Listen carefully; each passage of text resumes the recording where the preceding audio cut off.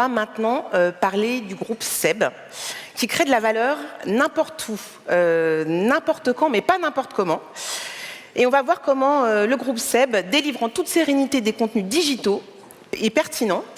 Pour en parler, on va avoir cette fois un trio. Je vais demander à Frédéric Simon de monter sur scène, de Data World, Perrine Berthelin et également Julie Paget du groupe SEB.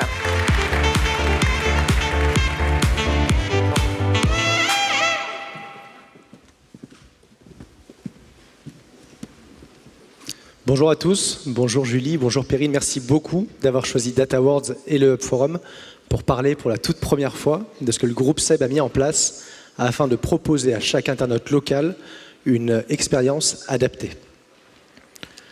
Sur le papier, ça a l'air simple.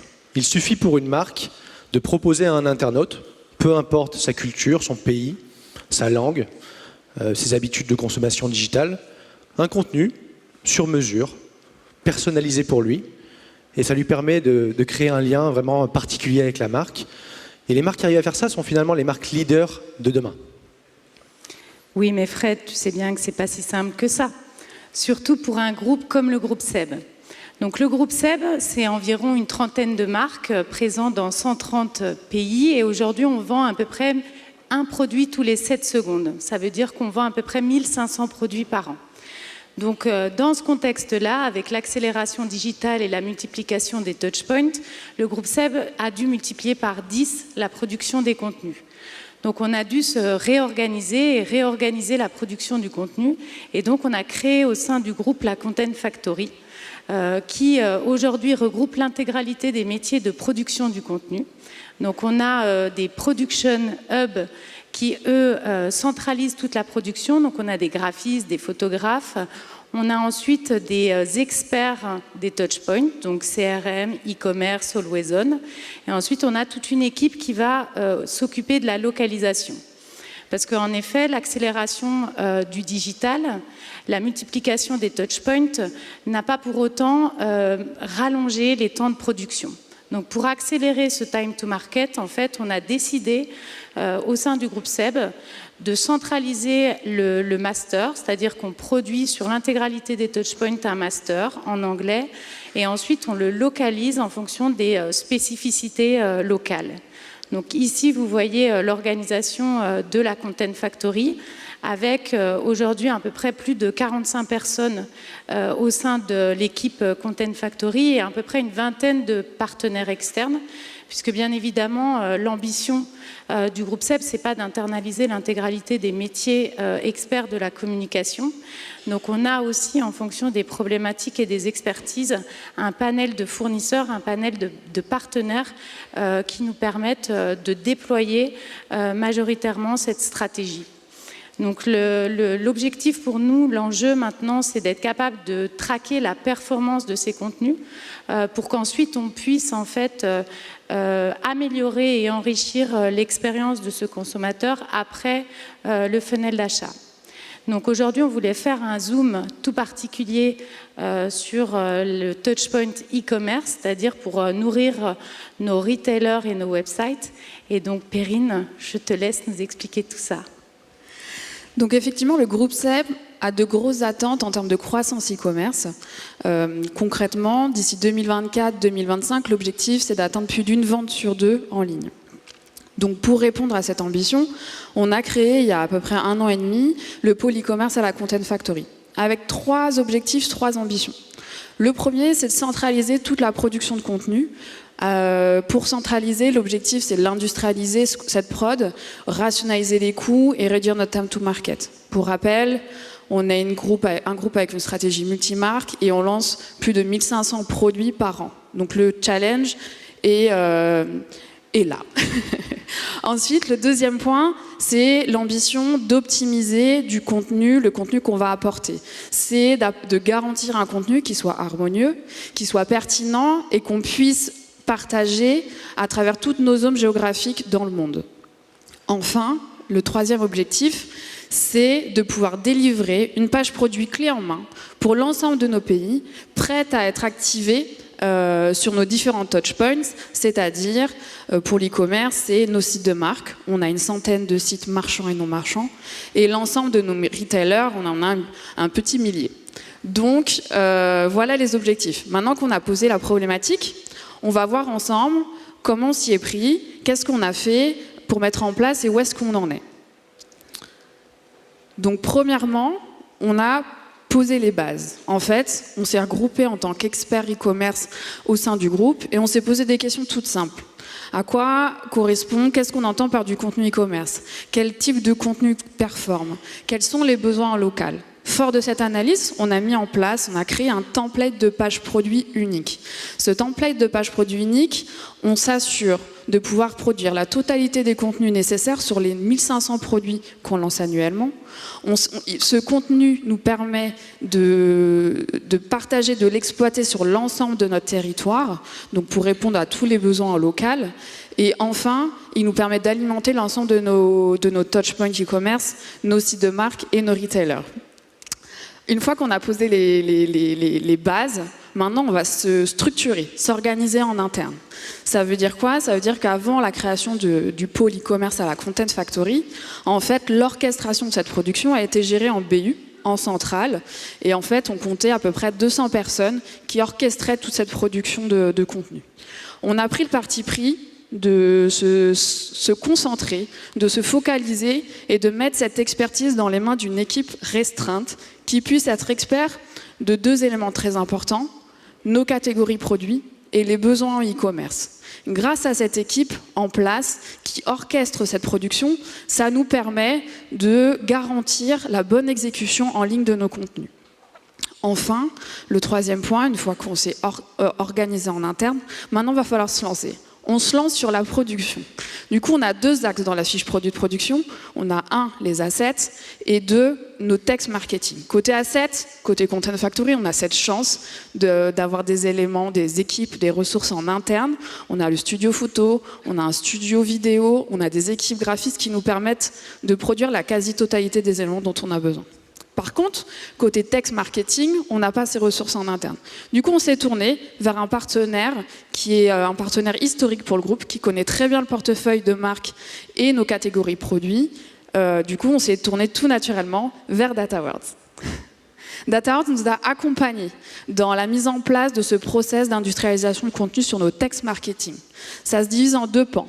Le premier pan, c'est la création d'une fiche produit master en anglais international. Pour ce faire, on est accompagné par des experts en marketing produit chez DataWords qui nous rédigent et qui nous rédigent en optimisant en SEO l'ensemble de nos contenus pour nos lancements. Et une fois que ces fiches master sont produites et validées, on s'attaque à la deuxième phase qui est l'adaptation locale. Et pour ce faire, donc là on est en train de travailler avec DataWords sur le modèle opératoire. On a 10 marchés en POC sur EMEA et l'ambition c'est de pouvoir déployer tout notre modèle opératoire sur la totalité de nos zones mondiales, les trois continents, d'ici l'année prochaine.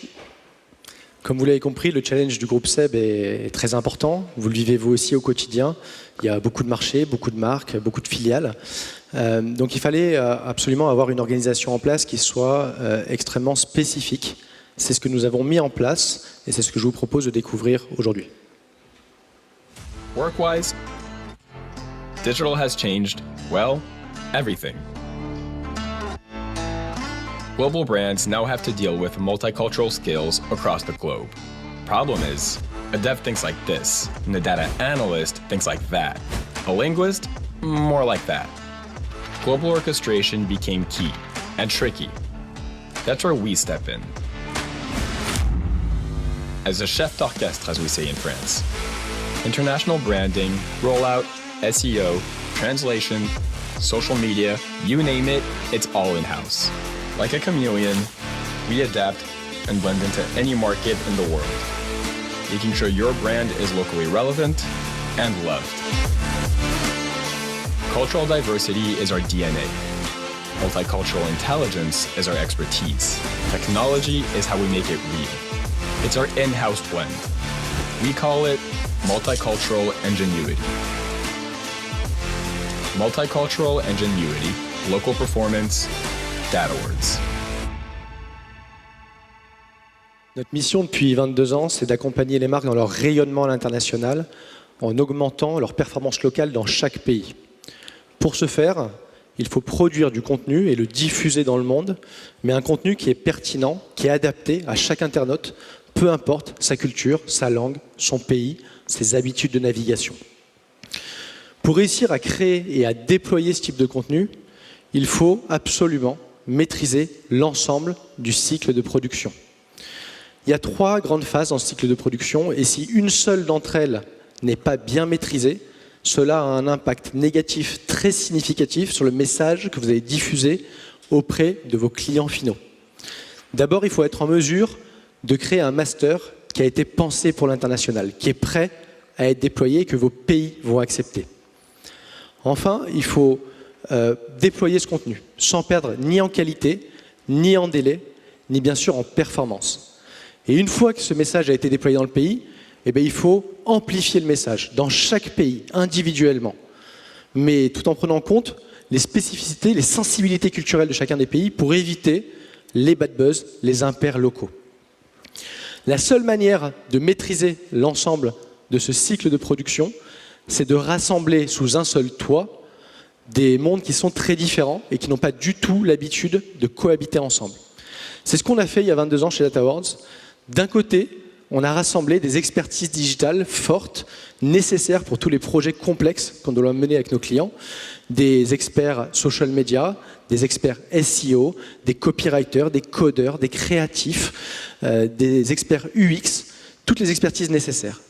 Et de l'autre, il faut qu'on ait également en interne une connaissance fine de l'ensemble des pays dans lesquels nos clients veulent se déployer.